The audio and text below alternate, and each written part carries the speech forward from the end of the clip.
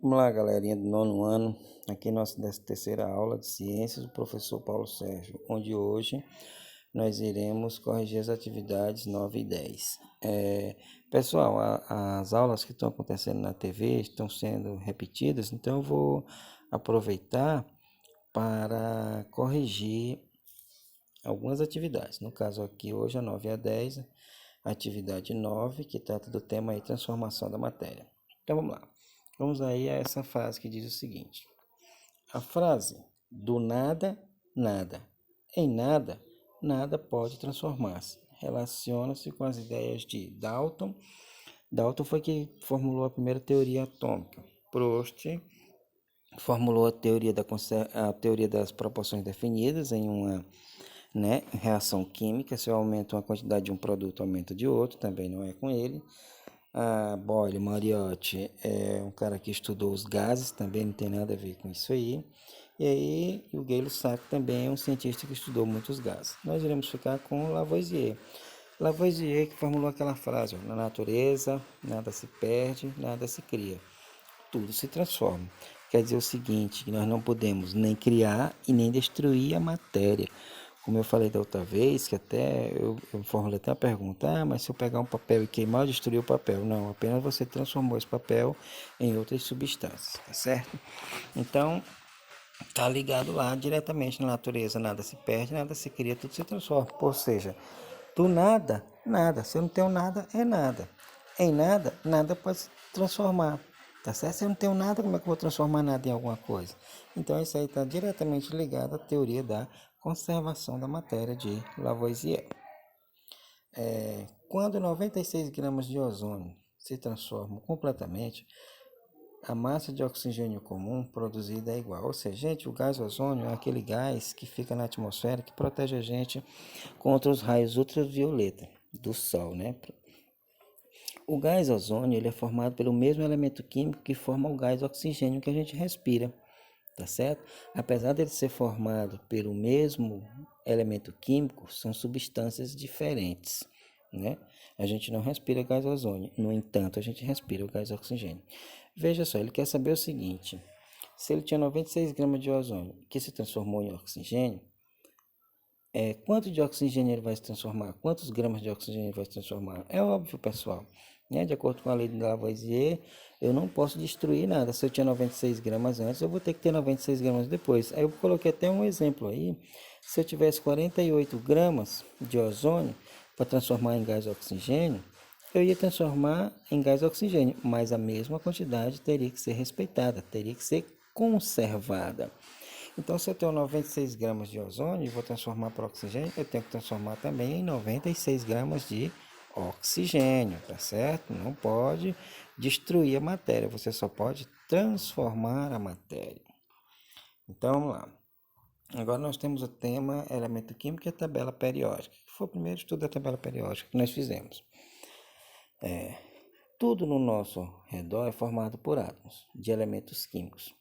Quais são as partículas que formam um átomo? Aí eu coloquei aí, ó, essa estrutura que mostra bem, né, a estrutura atômica, quais são as principais partículas subatômicas, né?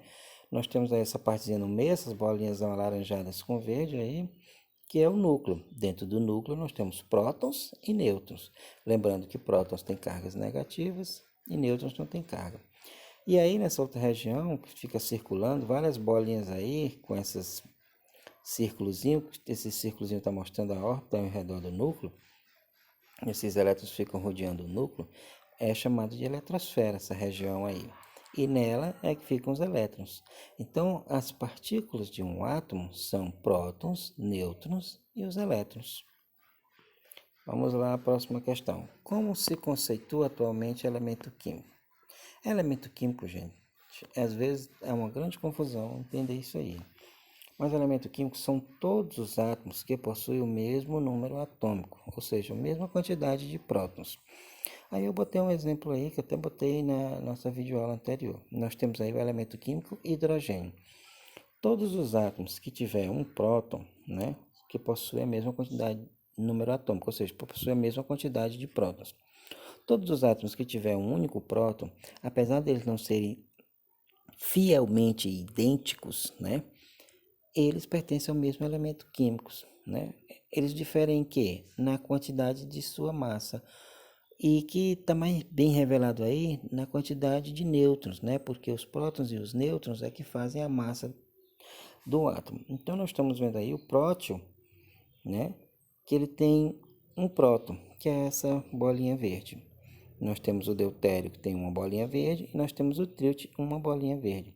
O que vai interessar para ele pertencer ao elemento químico hidrogênio é a quantidade de prótons, que é essa bolinha verde. E essa bolinha azul é justamente a quantidade de nêutrons, tá certo? Em que o átomo vai diferenciar um do outro? É essa pequena diferença. Um próton tem massa 1 e o nêutron também tem massa 1. Então, o primeiro átomo aí, a massa dele é 1. O segundo, deutério, como a massa é a soma de prótons e nêutrons, tem massa 2, já que o próton tem massa 1 e o nêutron tem massa 1, a massa dele vai ser 2. E o trítio aí, que tem massa 3, porque eu tenho um próton e dois nêutrons. Como cada um tem massa 1, 1 mais 2, 3. Então é isso que difere um átomo que estão no mesmo classificação de elemento químico do outro, é a massa, né? Que está caracterizada pela diferente quantidade de nêutrons. Veja que a diferença de um para o outro, isso é a quantidade de nêutrons. Professor, então quer dizer que não interessa a quantidade de massa. Se ele tiver a mesma quantidade de prótons, que é o número atômico, eles pertencem ao mesmo elemento químico? Exatamente. Que caracteriza um elemento químico é a quantidade de prótons, ou seja, seu número atômico. Questão 2. Os médicos utilizam o átomo de CO, é cobalto, no diagnóstico de problemas no metabolismo da vitamina B. Eles utilizam esse elemento químico aí para investigar sobre o metabolismo da vitamina B12. Pesquise qual é o nome do elemento químico de símbolo CO. O CO, como eu já falei, é o cobalto, é isso? Vocês podem visualizar esses elementos aí na tabela periódica. E tem mais, você não precisa ficar procurando lá na tabela periódica, eu não consigo achar. Olha o número atômico. Quem é o número atômico? É o número de prótons, que é o número menor, é o 27, tá certo? Então, como a tabela periódica é organizada em ordem crescente de número atômico, você vai contando. Aí vai no período 2, 3, 4, vai indo descendo contando. No instante você acha. Explique o significado do número 27 que aparece nesse aí 57, 27. O 27, como ele é o número menor, 27 é o número de prótons, né? Que é representado pela letra P. Ou também você pode dizer que é o número atômico. Número de prótons e número atômico são os mesmos, tá certo? Explique o significado do número 57 que aparece. Como o 57 é o maior, ele é a massa. Então, quando você virar na tabela periódica um númerozinho, dois números, geralmente eles são uns, às vezes, tem tabela que coloca em cima, tem tabela que coloca embaixo, número maior em cima, o número menor embaixo, às vezes inverte tudo. Para você não ficar na dúvida quem é quem, basta você imaginar o seguinte, como eu já falei na aula anterior, o número menor é o número atômico, ou seja, a quantidade de prótons. Então, o maior aí é a massa, tá certo? O número maior sempre é a massa. É um átomo muito importante para a saúde humana. Apresenta no núcleo 11 prótons e 12 nêutrons. Qual é seu número atômico?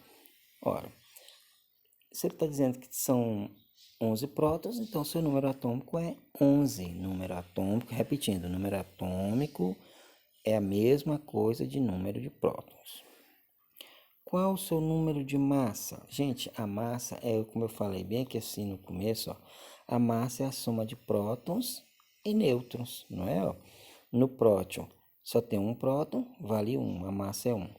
No deutério, tem um próton, tem um nêutron, como cada um vale 1, 2. No trítio, tem um próton e dois nêutrons, 2 mais 1, 3. Então, a massa é a soma de prótons e nêutrons. Então, lá, eu botei aí, a massa é representada pela letra A, que é igual a P, que é o número de prótons, mais N, que é o número de nêutrons. Logo, A é igual a, se eu tenho 11 prótons mais 12 nêutrons, a massa que é representada pela letra A é 23. Após consultar a tabela periódica, represente o átomo em questão escrevendo seu símbolo.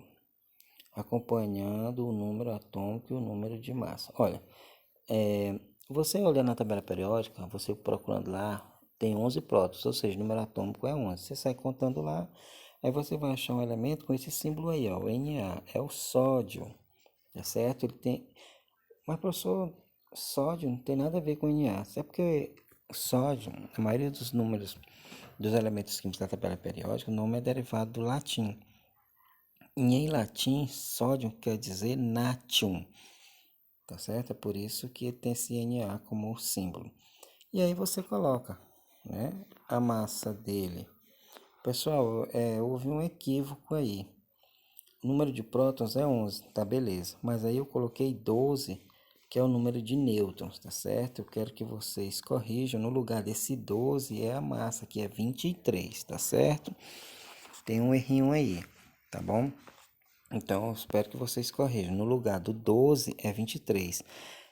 Quando os elementos químicos são representados na tabela periódica, não aparece o número de nêutrons. Eu coloquei aí 12 é o número de nêutrons. Repetindo, no lugar desse 12 é o número 23, que é a massa, que é a soma de prótons e nêutrons, tá bom? Corrigido aí. A resposta é 23, 11. 23 no lugar do 12.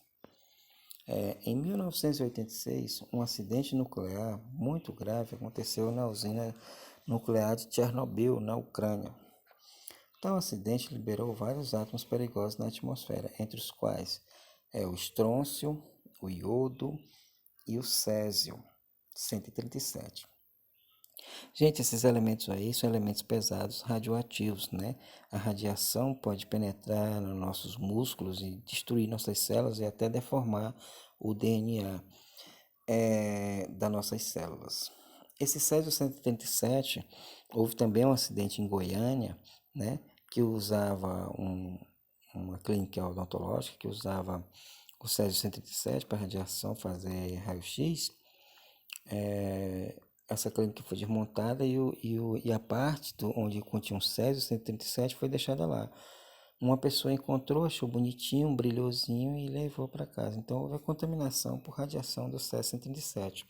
Isso aconteceu aqui em Goiânia. Observação. Observação 1. Os prótons são os números menores, como eu já falei antes, né? Logo, o estrôncio tem 38 prótons, né? Que é esse SR, quer dizer estrôncio. O SR tem 90, 38, o número menor é o próton, né? Como eu já falei antes, sempre vai aparecer, mas sempre no símbolo dos elementos químicos, na tabela periódica, no caso, vão aparecer massa, que é o número maior, e o número atômico, que é o número de prótons, menor. Então, o número de prótons aí do SR, que é o estrôncio, é 38. O iodo tem 53 prótons, né? Que é o iodo tem 131, que é a massa, e 53, que é o número de prótons. E o césio, que é o CS, tem 137, que é a massa, e 55, que é o número de prótons. Observação 2. Para calcular o número de nêutrons, ele quer que a gente coloque o número de prótons em nêutrons. Basta tirar da massa o número maior. Da massa, que é o número maior, a quantidade do prótons, que é o número menor. Logo temos. Vamos lá, ver se vocês entenderam. Primeiro para o estrôncio. A massa menos o prótons, ou seja, quem é a massa? É o número maior, 90, menos o número de prótons, que é 38, vai dar 52 nêutrons. É assim que eu encontro o número de nêutrons. Por isso que eles não colocam o número de nêutron lá nos elementos químicos, que dá para você encontrar, né? Geralmente você tira, por exemplo, 90 menos 38 dá 52 nêutrons. O iodo, 131, que é a massa, menos 53, que é o número de prótons, você encontra 78 nêutrons. E o césio, que eu tenho 137 de massa, menos 55 prótons, encontro 82 nêutrons. Então é assim que se encontra o número de nêutrons. Por isso não é obrigado a colocar, porque tirando da massa a quantidade de prótons, você encontra o número de nêutrons. Quinta questão. Um átomo muito importante para a saúde humana apresenta núcleo com 11 prótons e 12 nêutrons. Isso aí, pessoal, foi da questão 5, né? A mesma coisa.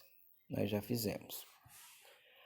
Copie as frases em seu caderno e complete-as para que fiquem corretas.